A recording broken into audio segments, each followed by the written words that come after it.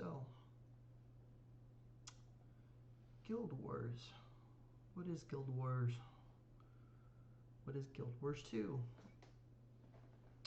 These are great questions and things that we're going to try to answer tonight. This is not my typical stream. So for those of you that have subscribed to my channel in the past, my channel is normally around D&D. Typically I'll be Dungeon Master, I'll talk about a variety of different things, I'll even give tips or guides on things related to Fantasy Grounds, for instance. But what we're going to be talking about now is something a little bit different. Guild Wars 2 is a game that I've recently crested about 1,000 hours in game. That's way too much time. But it's enough time for me to at least speak on what this is. Why do I enjoy it? Why people might actually be interested in learning about it or playing it. First and foremost, Guild Wars 2 is a MMO RPG. For those of you that don't know what that means, it's a massively multiplayer online role-playing game. Ugh, that sounds terrible to some people. For me, it's one of the reasons why I'd never gotten into it in the first place. World of Warcraft, things like that, no thank you. Don't want to play subscription to play a video game. That's dumb. So what video games am I willing to pay for? What is my jam? What are we talking about here for what I typically will find myself playing? Well, for starters, let's just go ahead and give you a quick glimpse. So in here, in Epic Games, I do a variety of different puzzle games like escapists, different exploring games, things that kind of hit that same D&D feel along with other adventure or solo playing games. Some are multiplayer, things like Dauntless, but then you also have all these games in here, so adventure RPGs, different things like Assassin's Creed, Tomb Raider, variety of board games because COVID, everybody needs to be able to connect with their friends online, different deck builders, different dungeon type games. Always enjoyed myself some Legos, platformers, puzzles, you name it, Fantasy Grounds, what have you. So again, if I was to describe myself as a player, what are we talking about? Action RPGs, story first. I used to play League a lot, but you try to avoid the League toxicity that it's known for. Do I enjoy Monster Hunter? Yes, I do. Why? Because I like the crafting there than I do in Witcher 3. I prefer the crafting in Monster Hunter. So is there a game that has something like that? Well, I was trying to play Baldur's Gate 3 with a couple of my friends. There's a way to actually play Baldur's Gate where you do it multiplayer. And I got a couple of people together and we were able to do it for a little while. But then one of my friends said, Jordan, or Shireling, have you ever looked into Guild Wars 2? And I said, no, I don't know what that means. What is that? And all the things I just named off, it hits. It touches all of those things. And with that being the case, well, how big is it? What is it about this game that's good or not good? What's kind of the story behind it? And what I essentially figured out is that Guild Wars 2 is a game that has roughly 14 million unique players, and about 500,000 are online active daily. In fact, the daily reset happens in a little less than an hour. Is it new? It's been around for 10 years, but does it come out with new content? Yes, there's a End of Dragons that'll be released later this upcoming month. At least that's the rumors, that's when it's projected. And why did I show Steam? Because it should be released on Steam sometime this year. Well, how much does it cost? There's no way. World of Warcraft is expensive because it's a subscription model. If you don't do your dailies all the time, you're always on it, then you're going to have to end up paying for it. Well, the base game is free. You can download it right now off of their website and get it for free. Well, it has to cost something. Well, yes, there's aspects of it that do. They have expansions, and those have cost money. Some of the story content, they're called living world seasons, and there's been 2 that I personally paid for. Each were in total $28. There was another expansion called Iceberg Saga. If you're active when the expansion is released, it was free. So I got Iceberg Saga for free. Did I pay for anything else? Is there skins? Is there things like that? Is it like League of Legends? It's free. Well, yeah, sure. You can go ahead and get whatever fashion you want, and there's skins for that. But there's also like utility things like unbreakable harvesting tools. I got those. That costs a little bit of money. You want more character slots? Sure, I paid for that. Again, costs a little bit of money. So for a free game, I've dropped maybe $88 in total, which for games like this is actually not that much.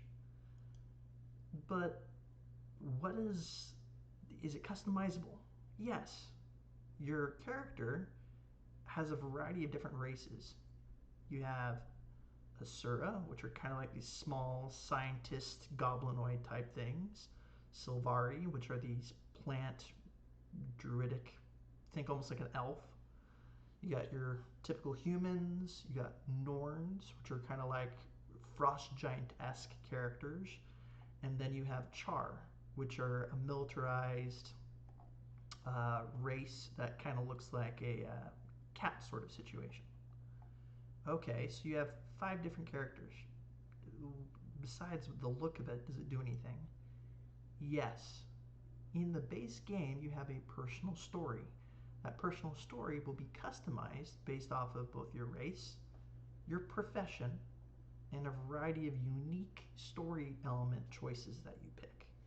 With the professions, you have anything from an engineer, a necromancer, a thief, an elementalist, think avatar / wizard. Warrior is your traditional ranger or druid, whatever you want to call it, your animal companion. Mesmer is an illusionist, and guardian is like your typical paladin. So you have all these different professions, and they also released an additional one in one of the expansions. So you have to get the expansion to unlock the Revenant.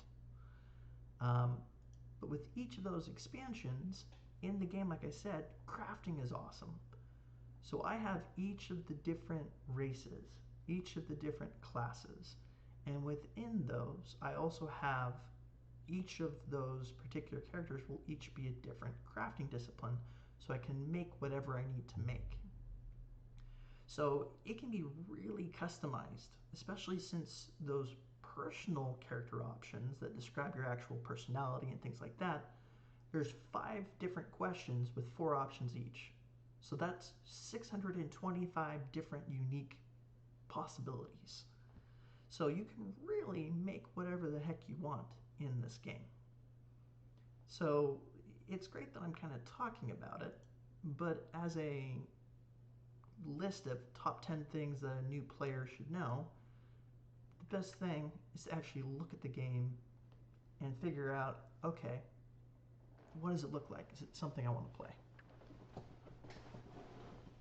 So in terms of my build, I have gone ahead and, like I said, have my Asura Thief, my Sylvari Necromancer, a Norn Warrior, a Asura Elementalist, Human, another Norn, a Char, another Human, another Char. So you have a variety of different things. You can make them look whatever you want.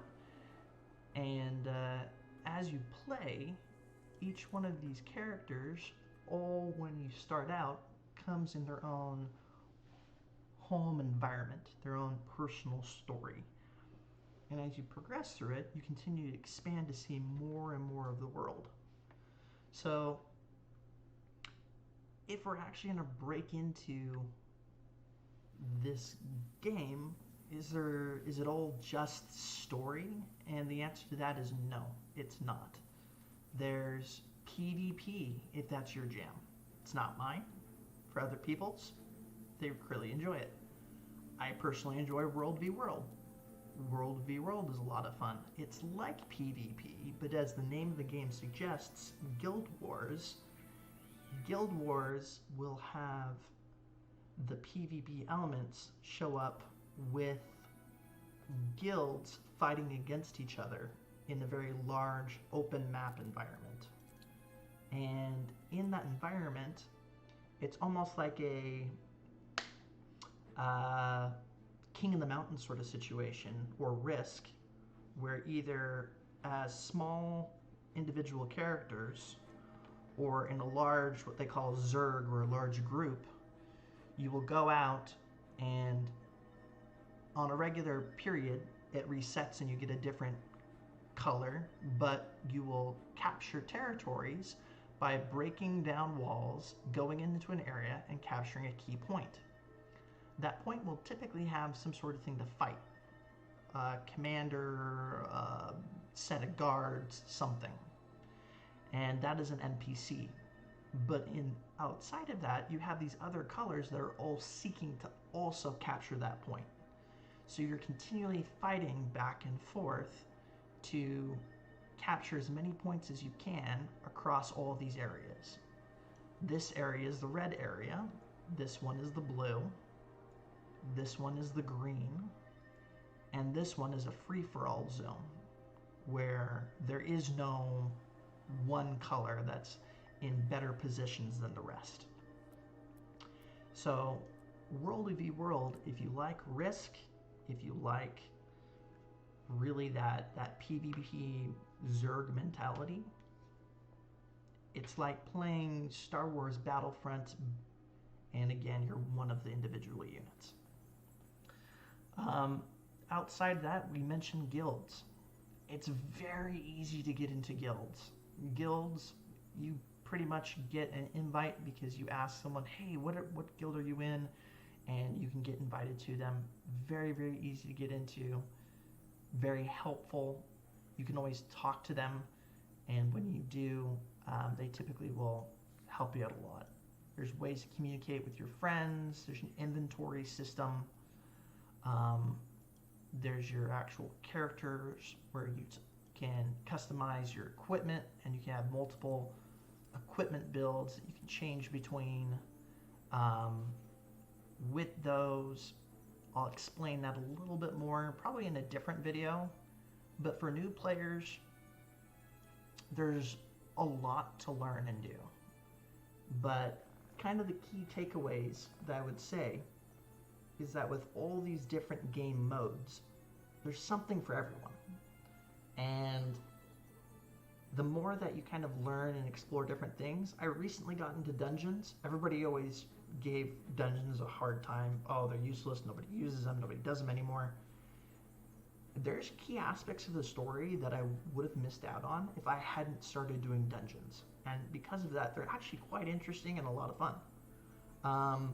And not all of these things, for your story, you're typically doing it solo.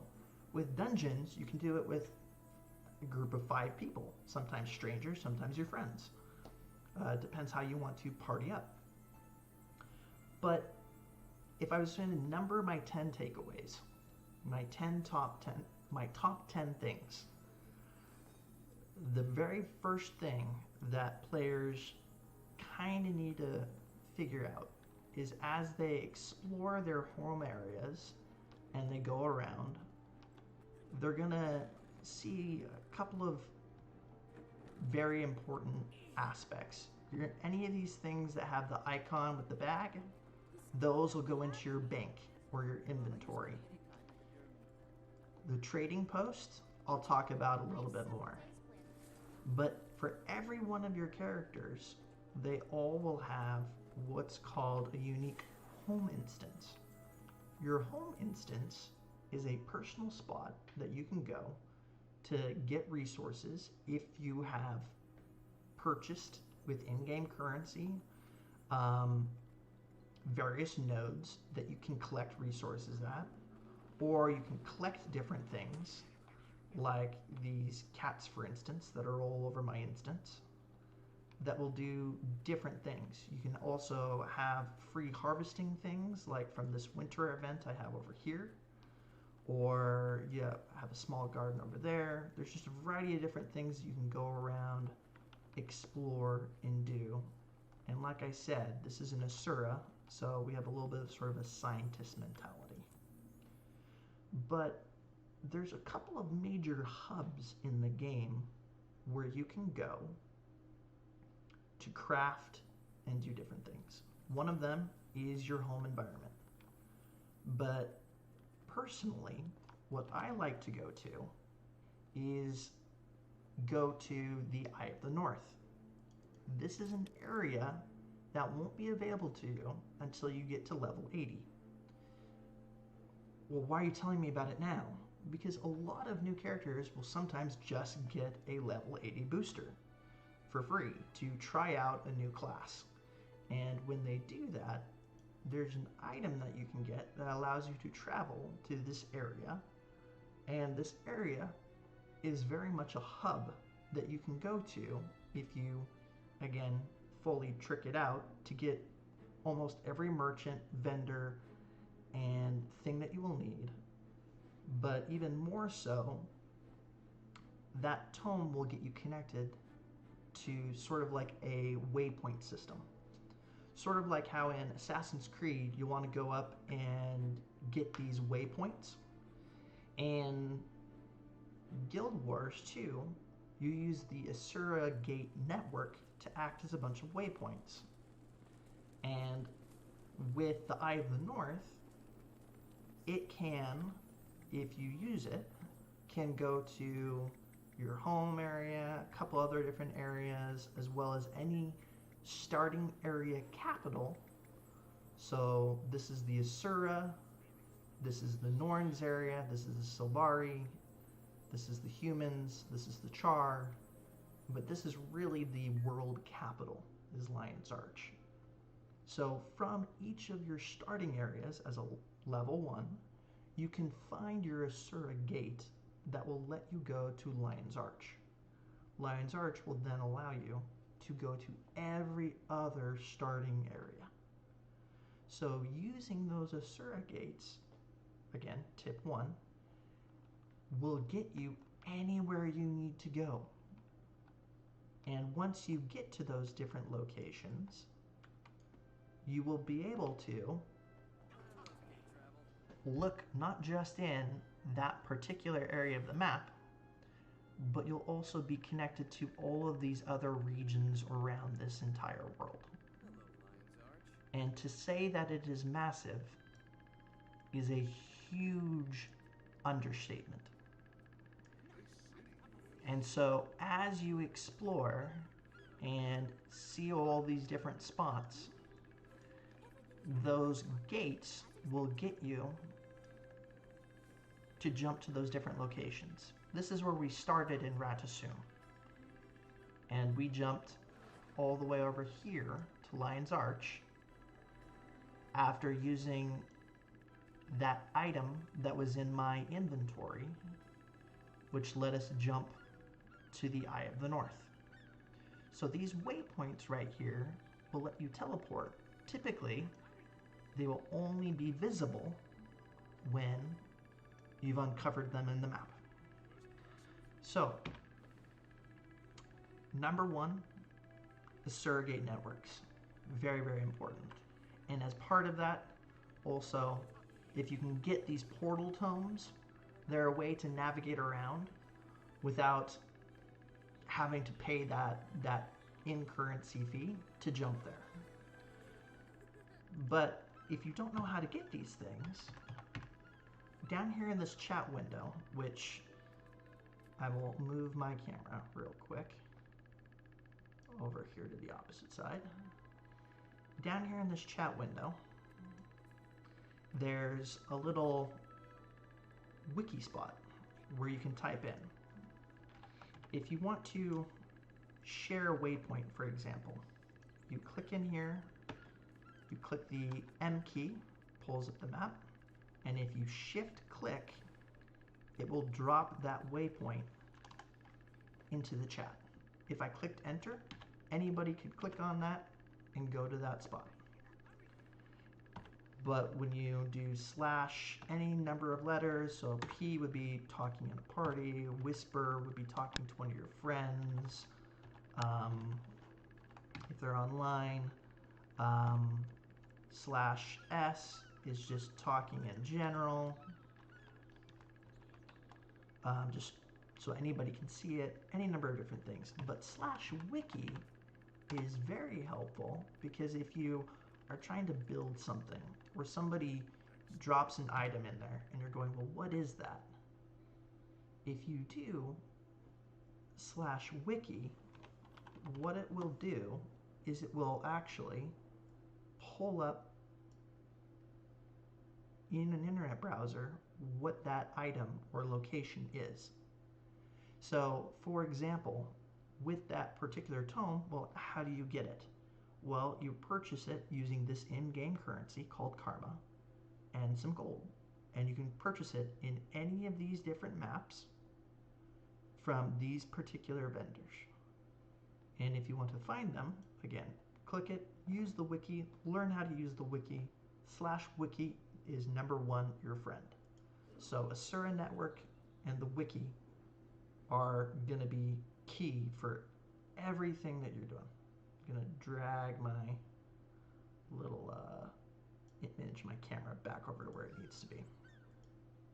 So back to the game. That's #1. #2, when you start off, your inventory space is going to be tiny. So what is something that you need to work on? Bags. You want to get bags.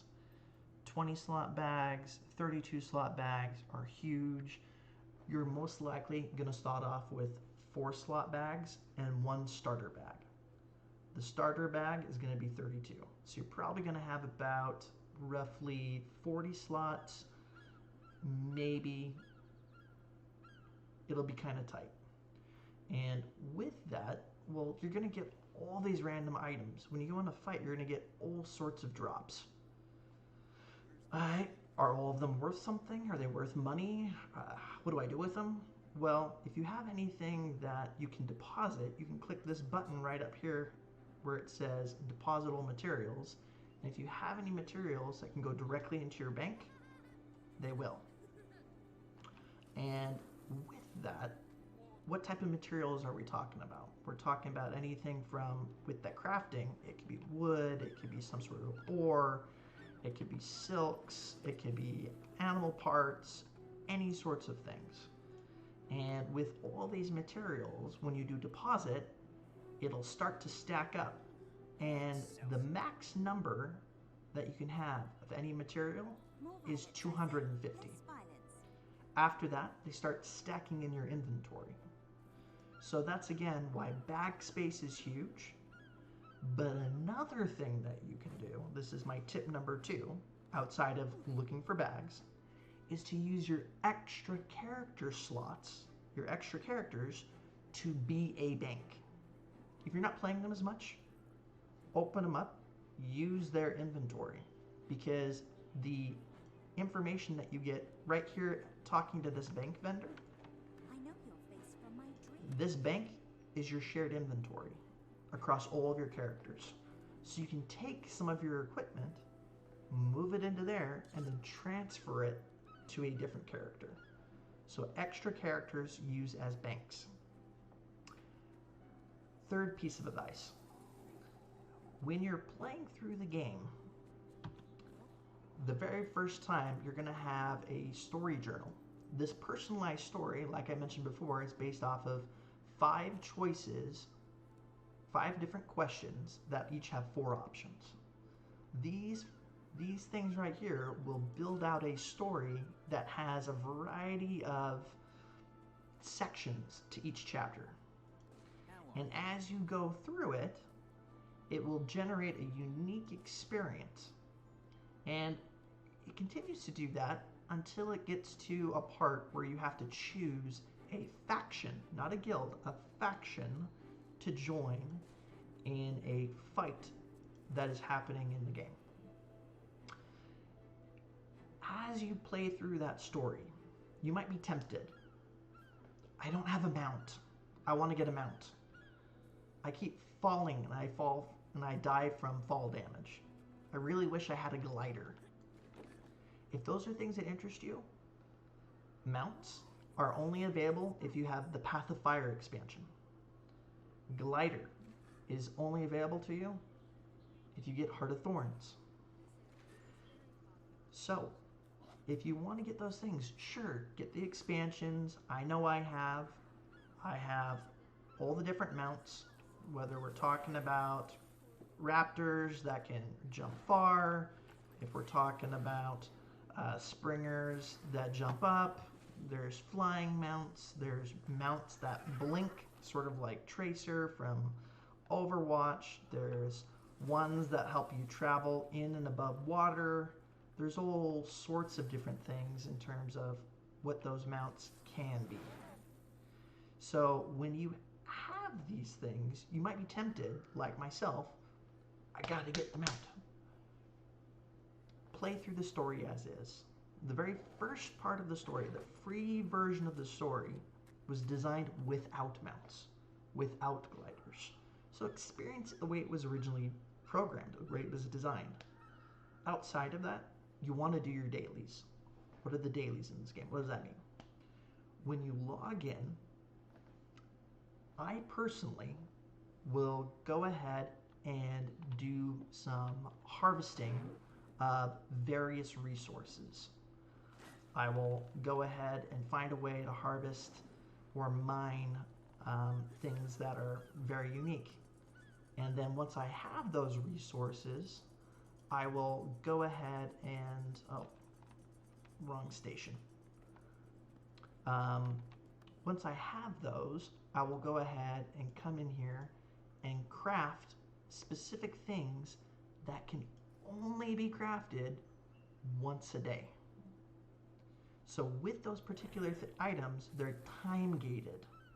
So anything that's under ectoplasm refinement, if you have the resources to craft it, do it. Because eventually, you might need them to craft a legendary item, an ascended item, some sort of achievement. And you'll have to spend a whole week waiting to get those resources, or pay a really pretty penny on the trading post with in-game currency to get the resources that you need because you weren't crafting it daily. So ectoplasm refinement crafting, harvesting is important. If you get into fractals, which is an interesting game mode, it's a good way to make gold. Strike missions are very important to do daily, and any other personal goal that you want, whether it's chasing down becoming a legendary or doing meta runs on different areas of the map. They'll have large events that are map wide. They're called meta events. And there's some guilds that will actually be specific for meta runs. So whatever your dailies are, those are really important. Fourth piece of advice. Using the Y key, or this button up here for contacts and looking for groups. Contacts will be your friends, but looking for groups, if you wanted to do a meta run, and say you wanted to do a certain area of the map, you could go in and see if there was any parties that were currently running anything. Probably the one that I do every single day are fractals, because again, that's how I make my gold. So depending on what you're doing, you can go in, join a group, and when you do, if you're on the right map, it'll send you the invite and you can go join their party. So there's a variety of different ways that you can use the looking for a group button where it's very, very helpful. Or you can click on a character and you can right click them and invite them to party. If they have something called a commander tag, it'll be a little icon above their head. Sometimes it's a diamond, sometimes it looks like a cat head. Those you can right click and it'll say join squad. Same sort of thing, but it's a bigger party. So that's your number 4, looking for help when you're doing different pieces of content. Number 5, quality of life. There's certain items that are very, very important to have or are highly suggested. Out of the $88 I spent on this game, 60 of them are on quality of life things. I wanted extra inventory space, so I got character slots because I wanted to play the other classes as well. I also got something called unbreakable gathering tools. Those, every time you use a gathering tool, whether it's a pickaxe, whether it's an actual axe, whether it's a scythe for harvesting plants, whatever thing you're using, it usually costs a resource. Similar to salvaging kits. That's probably going to be my next purchase if I am to make one, is to replace these salvaging kits with ones where you don't have to continue to purchase them and add them into your inventory. So those types of quality of life things are really important. One of the other things that I have is this little damage bar. That is from something called Arc DPS. It's an add-on. This is also part of that same one, where it keeps track of the damage and healing that I do. I also have a few other add-ons, like the one that I used to select my mount. This is not regular. Normally, to select a mount, what you will do is come down here and click change mounts and pick your mount. So instead of going down there and having to click every time, instead I just use a hotkey and put my mouse where it needs to be and it'll select. So knowing what types of modular things you want for your game will customize it and build it the way that you want. I don't want to always have to remember when all the meta events are happening.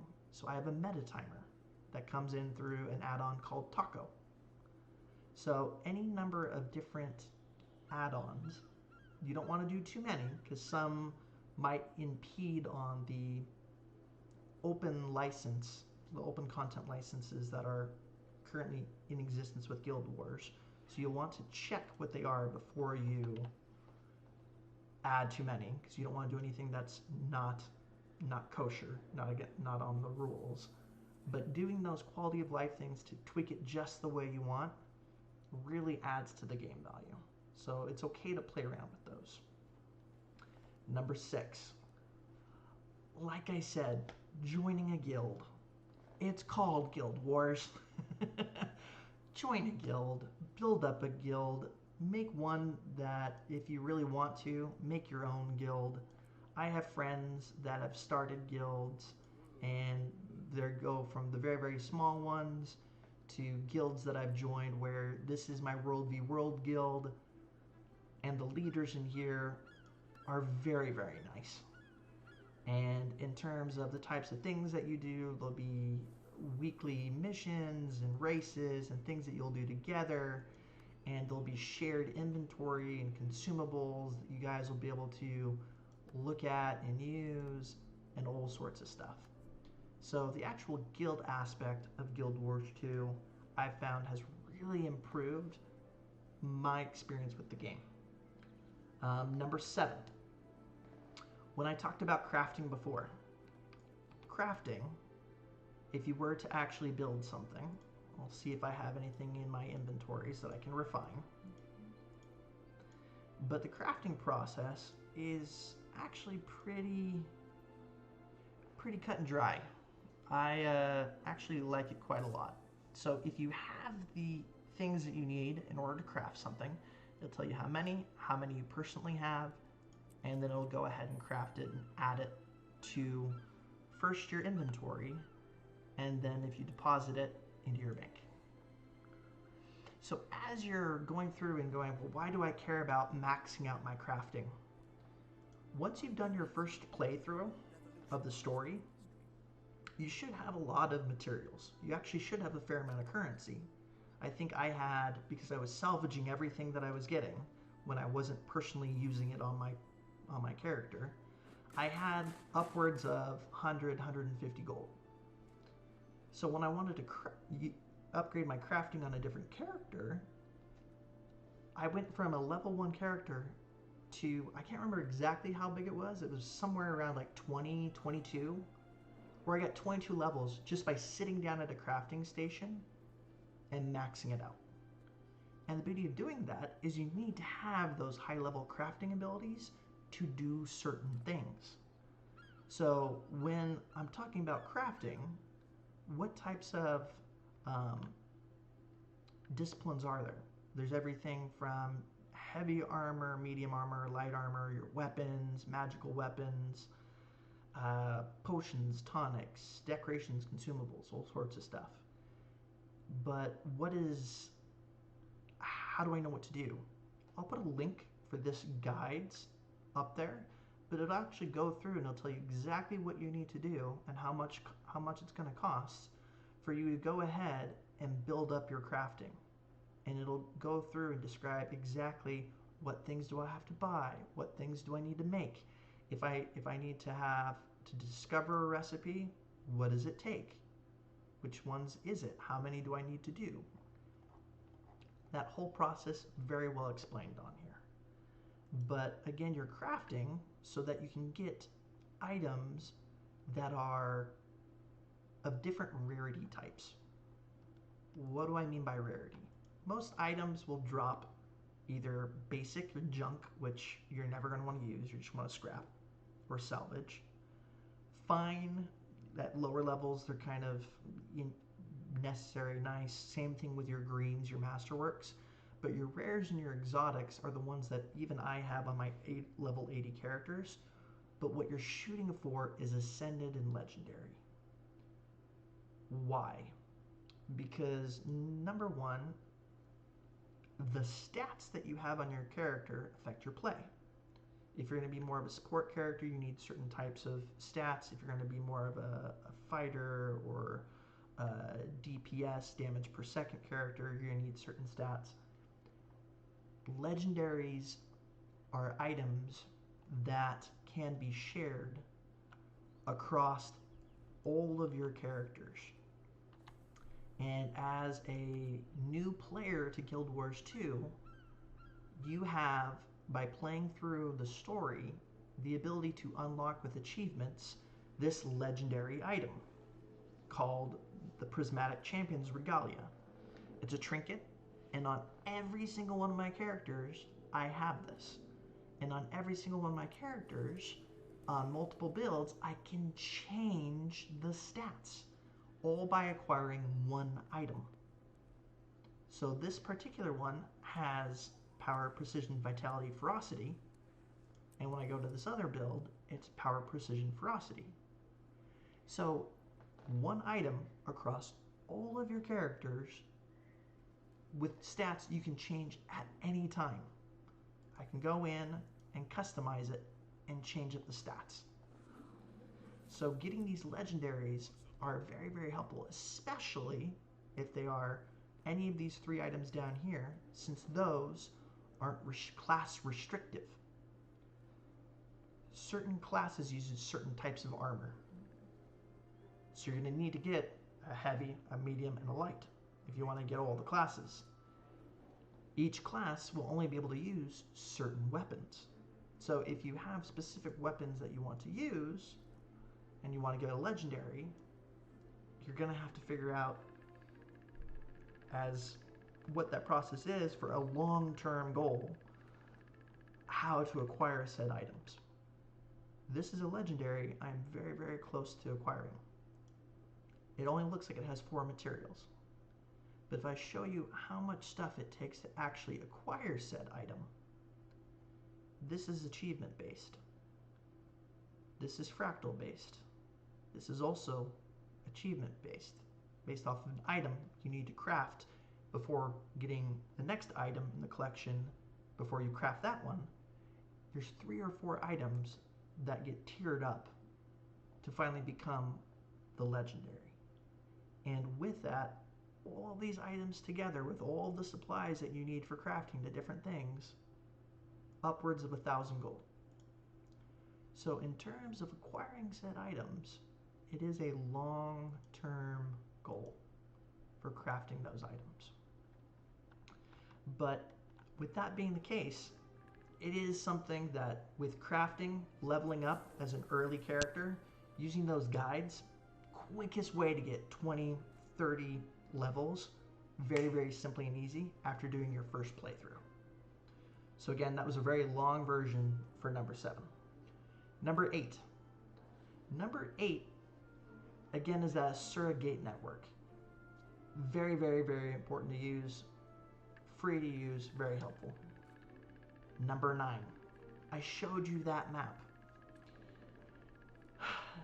I can't stress enough that when using these maps, if you were to go out of the starting area for Radisum, you would go to Metrica province. With this particular map, there's 16 hearts, 8 hero points, 9 vistas, 16 waypoints, and 23 points of interest. That's what all those little symbols are. By getting map completion, you will get certain items unlocked, but more importantly, it'll give you a lot of experience. I didn't finish doing the core areas, which are only pretty much, if we were to look at this top part of the map, from all pretty much what you can see here. I only finished these areas right here, and I was level 80 by about 80% of the way through, because I was doing the story and I was doing map completion. So as you're going through, you'll be able to get to level 80 just by doing map completion, which is fun, which is easy. And as you're going through, one of the things that you will unlock, which will be helpful for your other characters, is occasionally you'll get drops of 2 different items. What those items are is they're actually interchangeable. Not interchangeable, they can be upgradable. But you can get a Tome of Knowledge. For any of your characters below level 80, if you get one of these tomes on any one of your characters, you can use the bank to get it to the correct character, and by consuming it, you'll automatically go up a level of experience. And sometimes you'll also get these items, writs of experience. They look like a little XP seal on a scroll. If you get 20 of those, you can trade them in for a Tome of Knowledge. Well, what do you do when you're level 80? Well, you use those to get Spirit Shards. And Spirit Shards are helpful because they help you get those legendaries we were talking about before. So, map completion, when you get the Tomes of Knowledge, shift them to the characters that you're not leveling up, your non-main characters, your bank characters, so that you can access them when you need to. So that's number 9, map completion. 10. Okay, I bought the game. I got a bunch of automatically leveled up to 80 characters because I want to be able to use the new expansion that's coming out, End of Dragons, and I want to be able to access it and use that content. So I need it to be level 80. So if I am going to do legendaries, what order should I do? Well, like we talked about, these ones you can use on all of your characters. Armor are not as expensive as weapons. And with them, typically there's about 3 different types that you can get. But the nice thing about the armor is if you do get the legendaries, none of these are, but I will go over here and pull up an example of what they look like. You can always see what items look like by going to the bank and then coming down here to wardrobe storage. But if we go to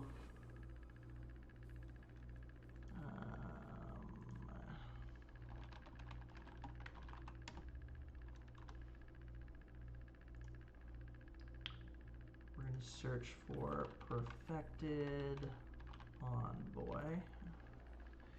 If we were to take the character I have, he's medium. Personally, I'm not a huge fan of this particular armor set, even though it has those legendary stats and all that jazz. I'm not a huge fan of it. Well, if I have dyes, I can recolor it.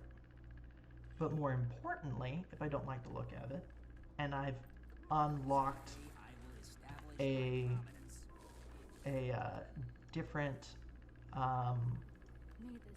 I've broken down a previous set of armor. I've already salvaged something.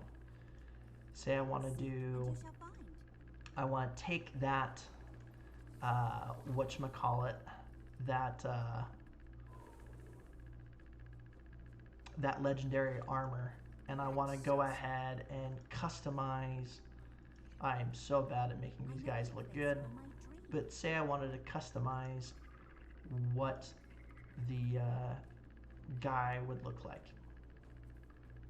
And I'm just going to type in mist shard.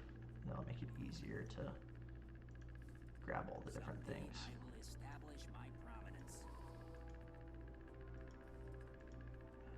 But say I had a particular setup that I really liked the look of, but the stats weren't great. Well, the nice thing that I could do is normally I would have to use transmutation charges, which you'll get throughout the game just by playing the game. But with legendary sets, you can automatically change the appearance without using any transmutation charges. So as long as you've unlocked it, you can use it. So even if you don't like the look of the armor set, for a legendary thing to acquire, it's pretty good. After doing this and these, the next probably easiest thing to get are your runes and sigils, which are, as you can see in here, the superior rune of the eagle.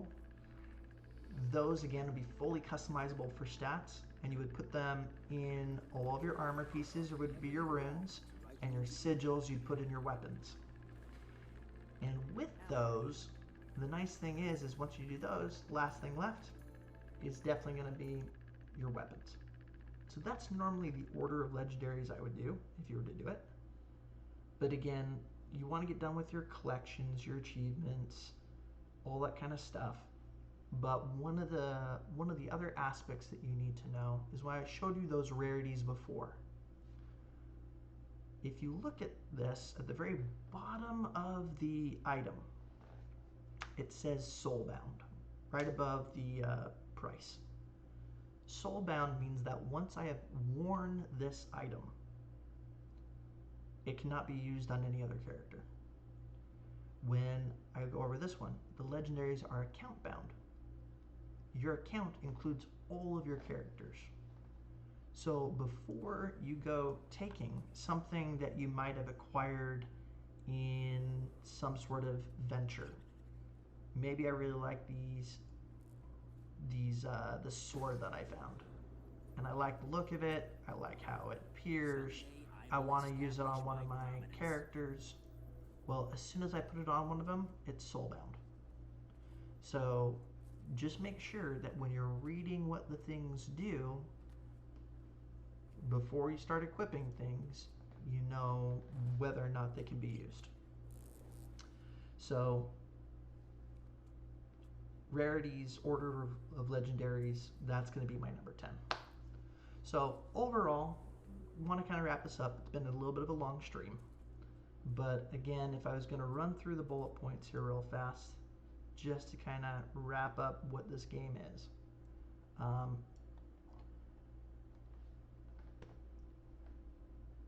Fun game. Fun game. Community is great. When I've accidentally purchased the wrong thing, or I used a resource or consumed a resource that I didn't mean to purchase or buy, The support team refunded me as long as I communicated with them. Never had a problem with the support team. Deleted, salvaged the wrong item, they'll help you fix it. So the community is great.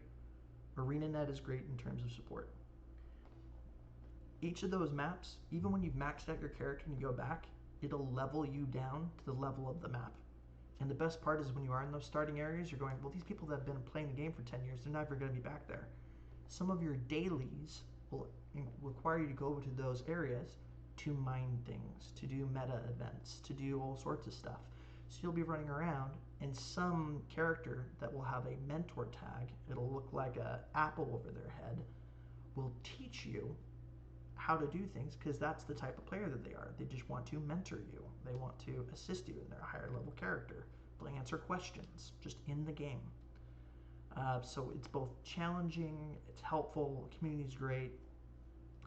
If you need to work on, well, I'm the type of person where I want to have the best character. I want to have the top DPS. I want to make sure that my build is fantastic. I can't waste time doing all these other things that you're talking about. That sounds like it's going to take forever. Then don't.